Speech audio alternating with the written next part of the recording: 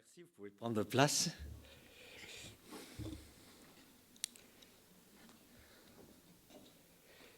Eh bien, nous allons à présent regarder la parole de Dieu. Et je voudrais vous proposer un thème qui me revient à l'esprit chaque année. Dans la Bible, il y a un verset qui dit « L'été est fini ». Et je me dis, il n'y a pas plus approprié que ce verset depuis quelques jours. Voilà. Alors, ce verset, où est-il? C'est le prophète Jérémie. Alors, ouvrez vos Bibles, si vous avez des Bibles avec du papier, ou des Bibles électroniques, ou tout ce que vous voulez, mais ouvrez votre Bible. Nous allons regarder Jérémie, chapitre 8, verset 20. Et le prophète, alors évidemment, il faut voir un petit peu où cela a été dit. Le prophète Jérémie parle à Israël. Israël est le peuple de Dieu, nous le comprenons. Et Israël est censé honorer Dieu. Vous allez voir que ça a son importance. Le prophète se lève, il n'est pas très content.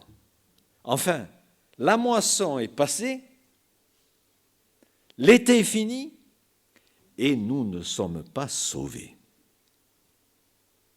Alors, quand vous lisez ce verset, vous pensez à quoi? Est-ce que vous pourriez vous l'approprier? Vous dites, non, moi je suis sauvé, je n'ai pas de problème. Oui, mais Israël, c'était le peuple de Dieu. Et il faut regarder les choses sous plusieurs angles. Nous ne sommes pas sauvés ne signifie pas ici le salut de l'âme. Vous savez, pour nous, sauver, ça veut dire être sauvé pour l'éternité, ce qui est aussi vrai. Mais ce n'est pas que ça. Ce n'est pas que cela. Dans le contexte, Israël est interpellé. Il est interpellé à une période de l'année sur laquelle le prophète s'appuie.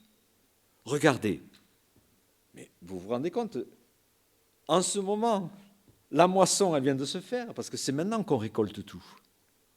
La moisson se fait. On a les fruits. Mais alors, spirituellement, il n'y a rien. Il n'y a aucune moisson. Rien ne se passe. Rien ne se passe. Et Jérémie est d'ailleurs très triste. Et tout le livre de Jérémie, vraiment, c'est le cœur brisé du prophète, parce qu'Israël ne veut pas faire ce qu'il y a à faire pour revenir au Seigneur, parce qu'il est dans une désobéissance complète. Et donc, Israël doit prendre des décisions. On aurait dû voir des fruits, mais on ne les voit pas. Et au fond, la méditation que je veux vous laisser, elle est toute simple. Est-ce que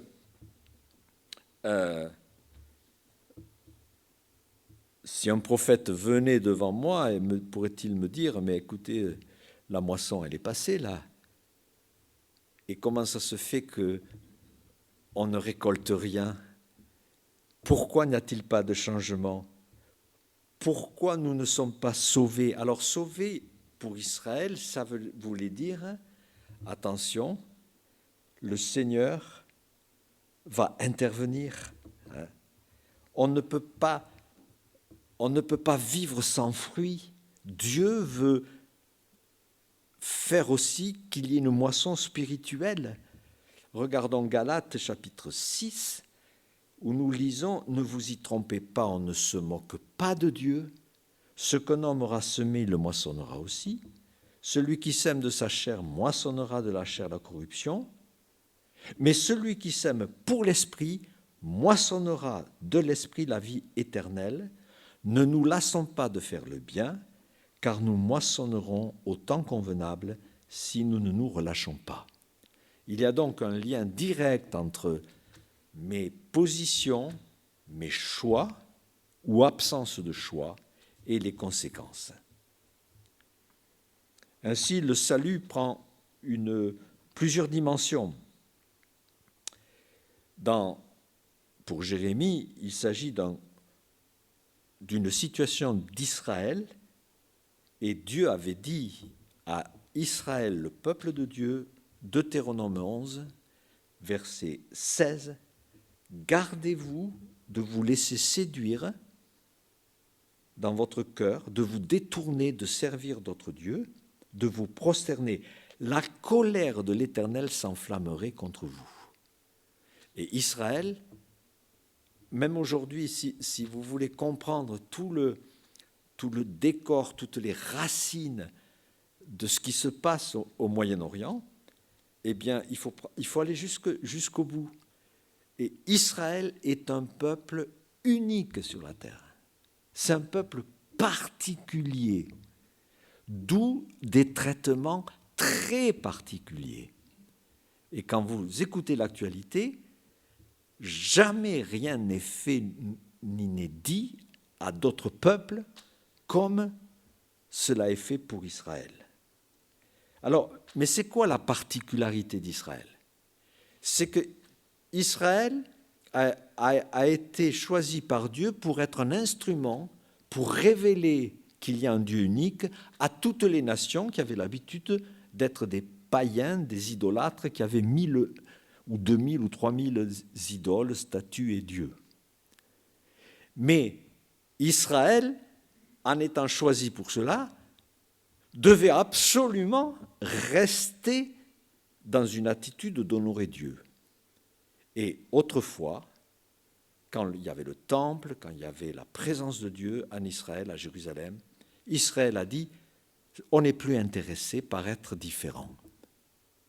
C'est important ça. On ne veut pas être différent, on veut ressembler aux nations. D'où la catastrophe.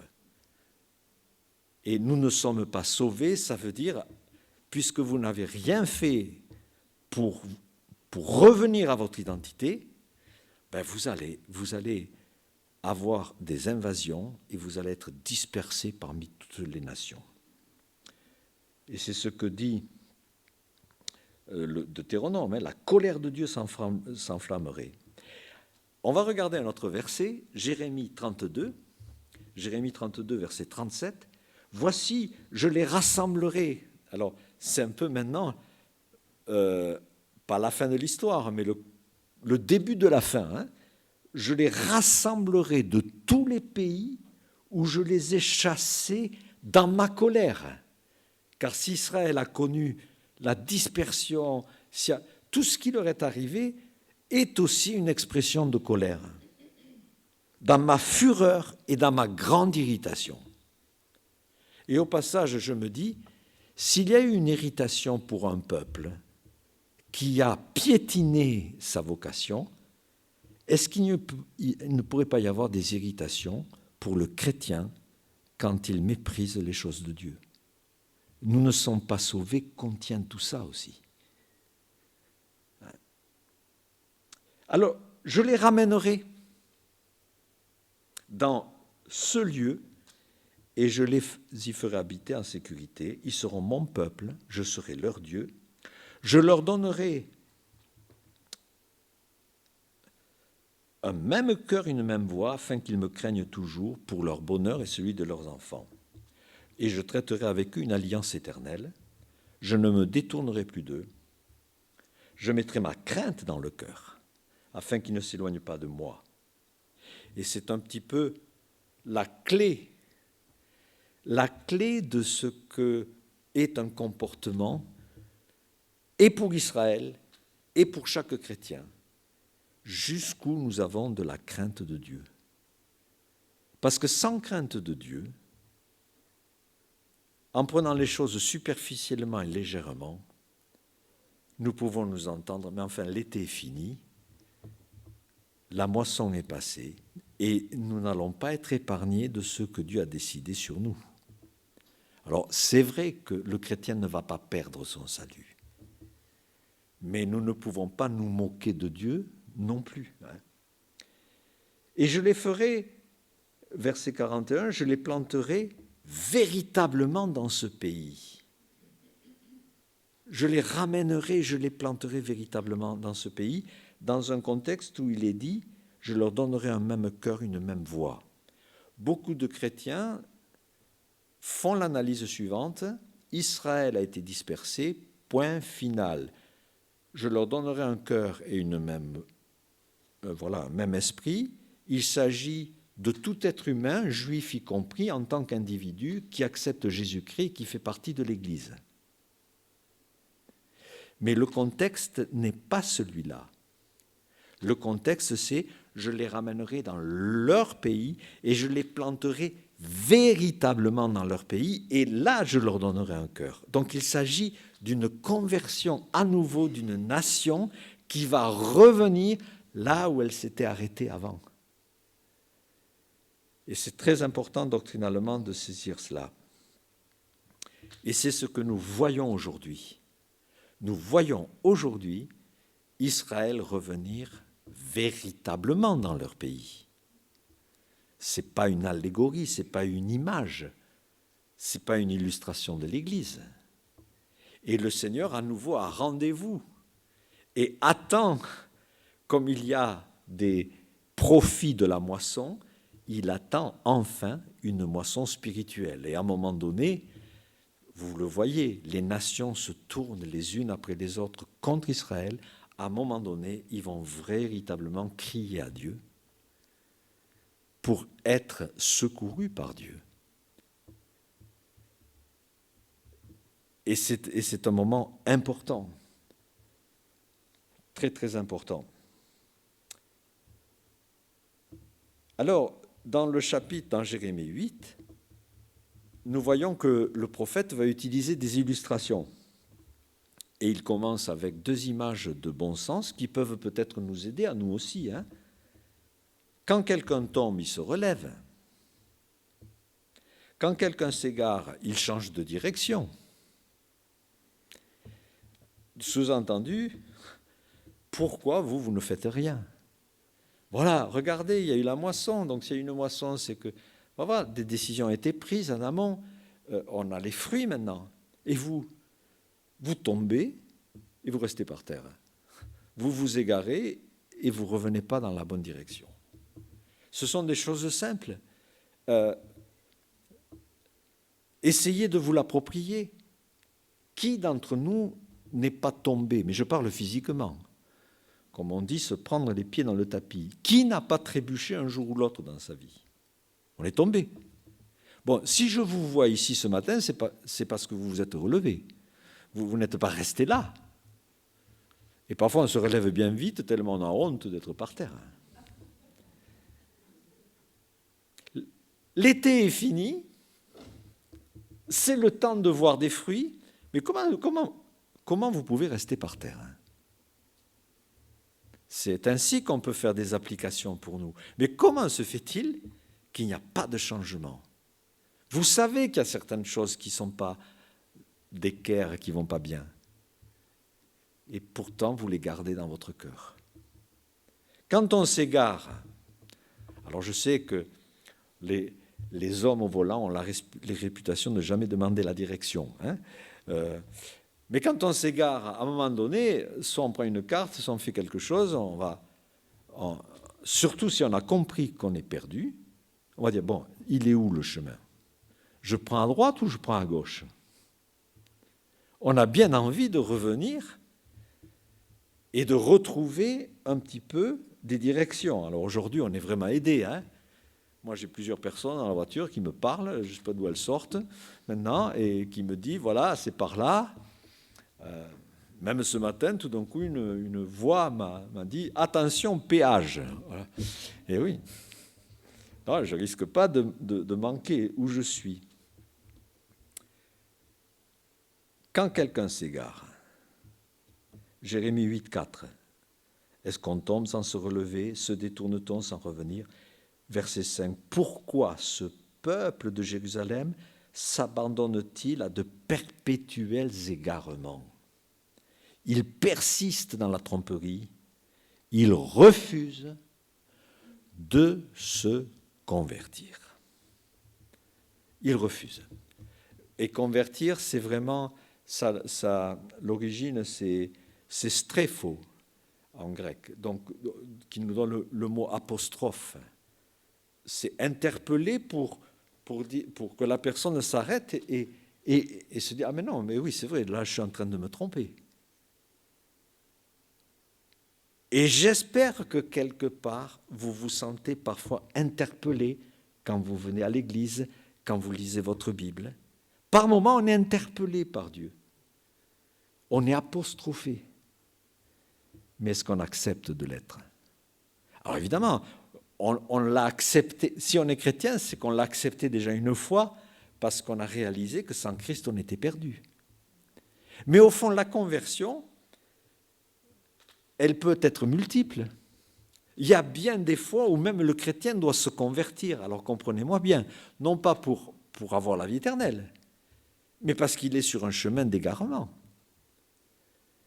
Et il faut qu'il soit apostrophé. C'est absolument indispensable. Alors, le prophète va donner encore d'autres images. Jérémie 8,7. Même la cigogne connaît dans les cieux sa saison. La tourterelle, l'hirondelle, la grue observent le temps de leur arrivée. Mais mon peuple ne connaît pas. C'est comme s'il connaissait absolument rien. Enfin, au fond, il le connaît, mais il fait comme s'il ne connaissait pas. Alors qu'une nation à l'autre bout de la planète ne connaisse pas ou très peu, on comprend. Mais Israël, à qui Dieu a donné les commandements, qui a vu la gloire de Dieu, etc., eh bien, il fait comme s'il ne connaissait rien. Et l'image, c'est, il y a certains oiseaux qui connaissent.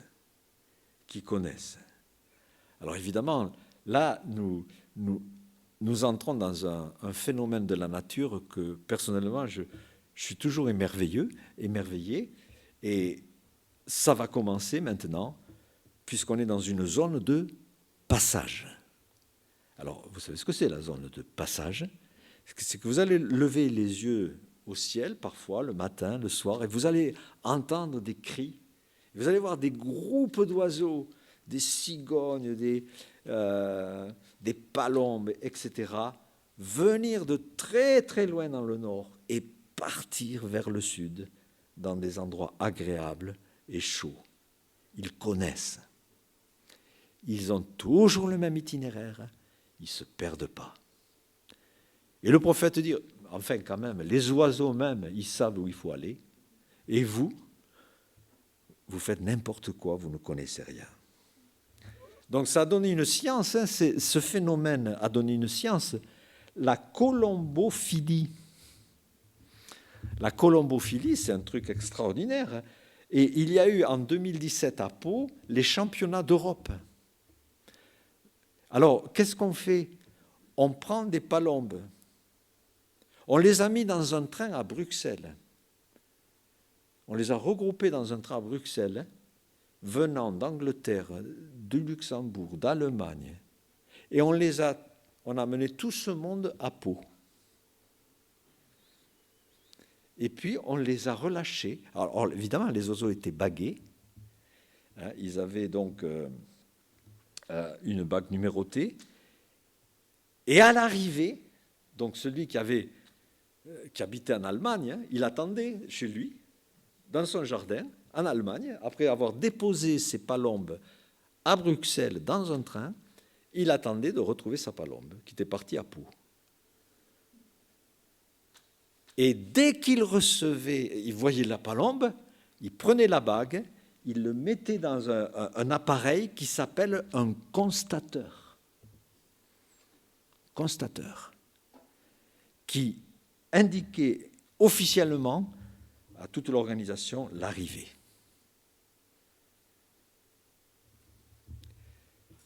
Et quand j'ai lu cette histoire, je me dis, oulala,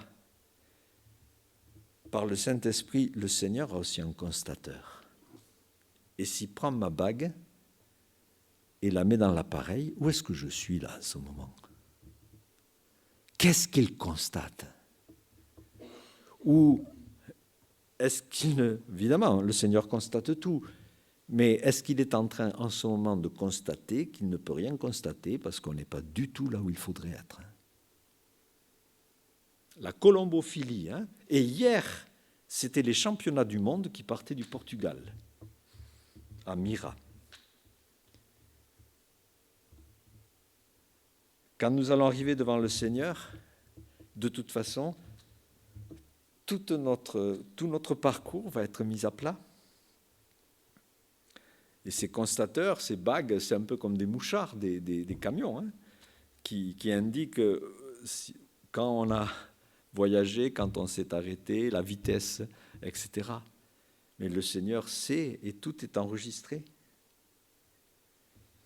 La moisson est passée. Alors on pourrait aussi, en méditant sur cette phrase, hein, la moisson est passée et puis finalement vous n'avez rien fait. L'été est fini, voilà, l'été est fini, là, le temps passe, quoi. Pour indiquer, attention, il y a un temps pour tout, et on ne peut pas jouer avec le temps. On ne peut pas jouer. Il y a beaucoup de passages qui parlent de la brièveté de la vie. Est-ce que vous croyez que vous avez beaucoup de temps ? Alors, il y a beaucoup de passages, et c'est bon de les connaître. Je voudrais vous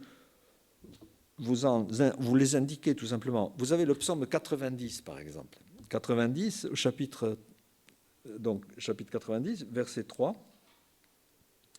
Tu fais rentrer les hommes dans la poussière, tu dis, fils de l'homme retourné, 1000 ans sont à tes yeux comme le jour d'hier quand il n'est plus.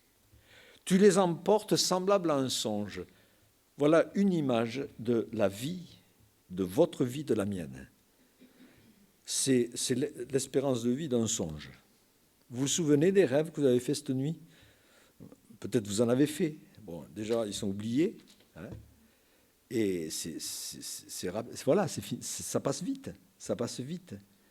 Ça pèse pas lourd. Hein, tu les emportes semblables à un songe, qui le matin passe comme l'herbe. Elle fleurit, elle passe, on la coupe, et le soir, elle sèche. Hein, vous avez déjà cueilli des fleurs ? Et vous les avez gardées longtemps, ces fleurs ? Et ceux qui ont un jardin, peut-être, s'aperçoivent, oh là là, voilà, c'était si joli il y a quelque temps. Maintenant que j'ai des invités, il n'y a plus les fleurs, elles sont passées. Nous sommes consumés par ta colère et ta fureur nous épouvante. Tu mets devant toi nos iniquités et à la lumière de ta face nos fautes. Tous nos jours disparaissent par ton courroux. Nous voyons nos années s'évanouir comme un son.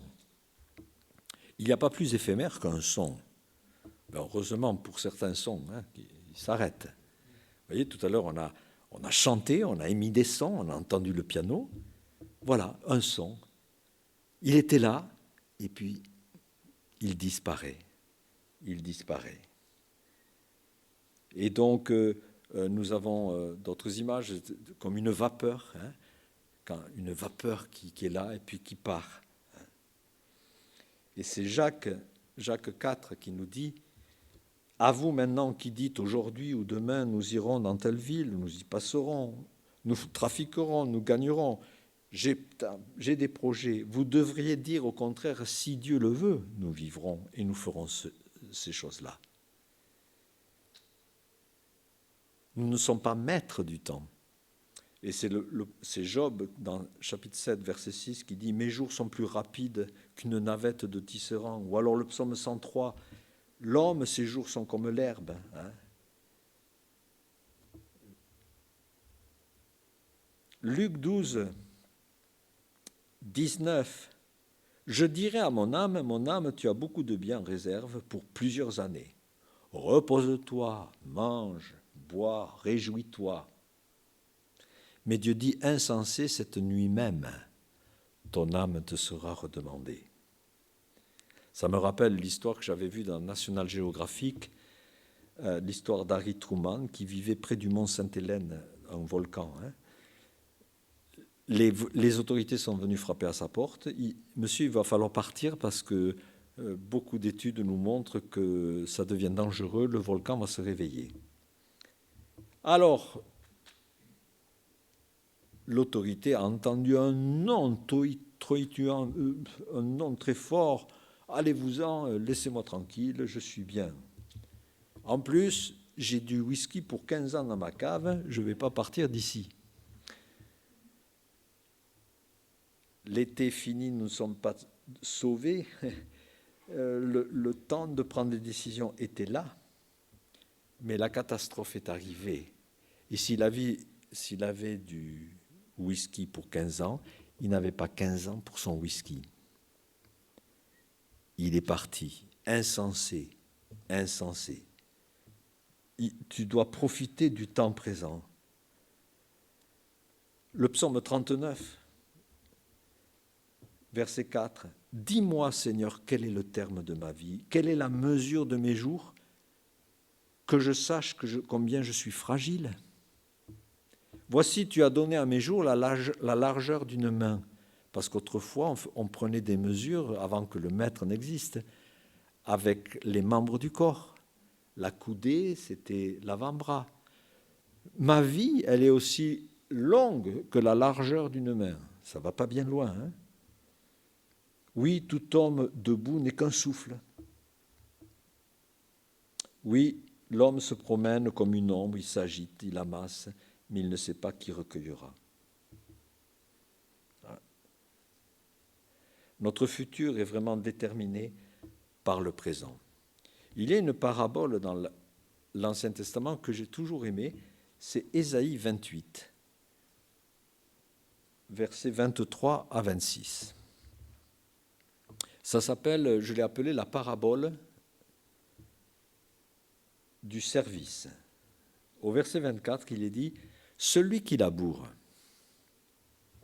pour semer, laboure-t-il toujours? Ouvre-t-il, brise-t-il toujours la terre? N'est-ce pas après en avoir aplani la surface qu'il répand de la nielle, du cumin, l'épeautre sur les bords? Son Dieu lui a enseigné la marche à suivre, il lui a donné des instructions. » Donc on ne laboure pas toujours, hein, sous-entendu. Verset 28, on bat le blé, on ne le bat pas toujours non plus. On y pousse la roue, du chariot, des chevaux, mais on ne l'écrase pas. Cela vient de l'Éternel. Admirable est son conseil et grande est sa sagesse.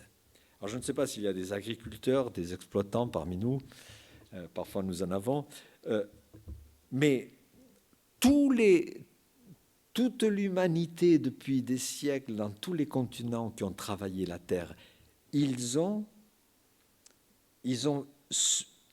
suivi une marche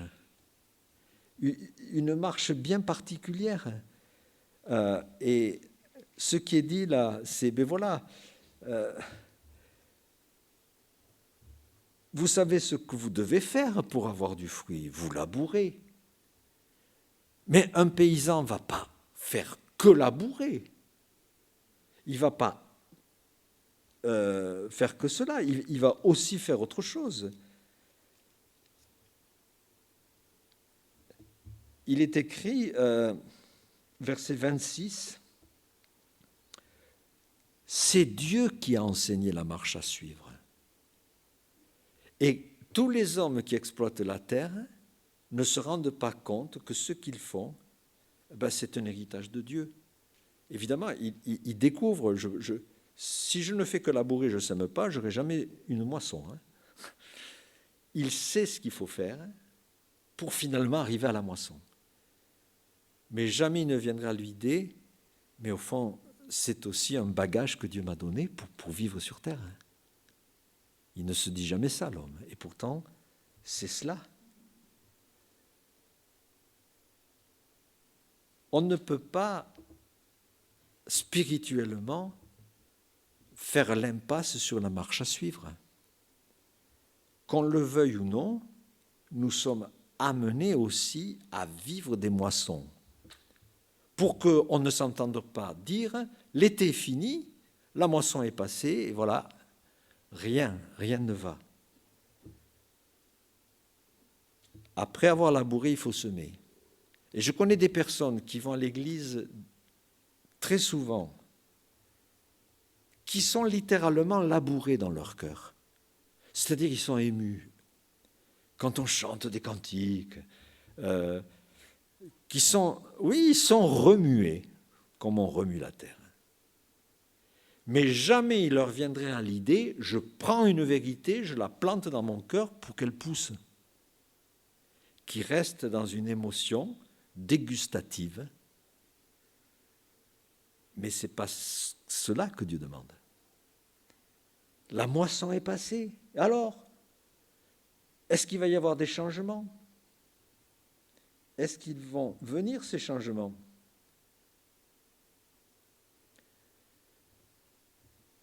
Et on est peut-être parfois un petit peu gêné parce que rien ne se passe.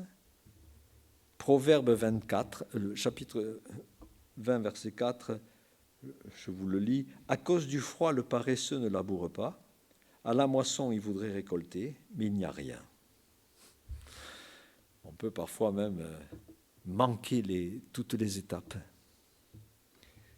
Voilà ce verset. La moisson est passée, l'été est fini. Alors quand on dit l'été est fini, pour beaucoup de gens modernes, c'est une mauvaise nouvelle. Ah, l'été est fini, et quand je l'ai partagé à plusieurs, ah oui, c'est vrai, bon, voilà, maintenant on entre dans l'automne, c'est triste, voilà, les beaux jours s'en vont, etc., etc. On parle de déclin. Mais qu'est-ce que ça veut dire automne? Je crois qu'on y est, non, dans l'automne. On va y arriver là, hein, tout doucement. Qu'est-ce que ça veut dire automne? Ça veut dire augere, ça vient du mot augere, qui veut dire croître, augmenter. Il y a le mot auteur aussi, celui qui crée. Et dans l'ancien français, automne, c'était gain. C'était le temps de la récolte, c'était le temps de l'enrichissement. Quand l'été finit, c'est-à-dire quand il y a l'automne, on fait le plein, on s'enrichit. Le mot automne, c'est la période de l'abondance. Ce n'est pas une mauvaise nouvelle. Au contraire, c'est une nouvelle formidable.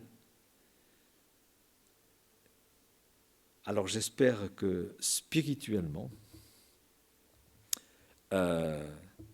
oui, l'été est fini, mais que spirituellement, c'est l'automne et c'est un temps de moisson.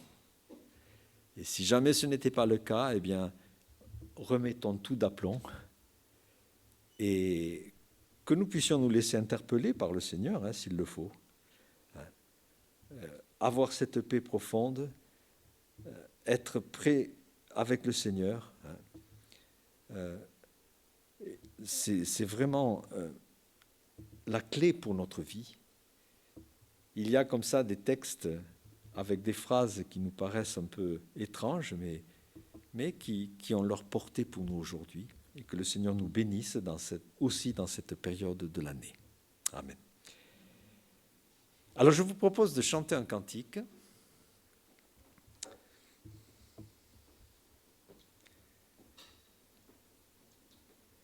Pour la conclusion de notre culte. Et juste avant de le chanter, on va peut-être se recueillir, hein, prier. Et nous terminerons notre culte par un cantique « Ô, prends mon âme ». Seigneur, nous te remercions pour ta parole. Nous te prions que nous ne manquions pas ce que tu veux nous dire, que nous acceptions d'être labourés, mais aussi que tu puisses venir semer dans notre cœur tout ce que tu veux. Seigneur, nous avons peut-être parfois peur de prendre des décisions, de nous mettre en règle avec toi, de changer des habitudes, mais donne-nous le courage de le faire. Seigneur, que nous sachions vraiment nous tourner vers toi de tout notre cœur. Merci pour ces moments ensemble, merci pour tous tes bienfaits, pour ta grâce et pour ta fidélité. Amen. Pour terminer notre culte, nous allons nous lever et chanter « Ô, prends mon âme ».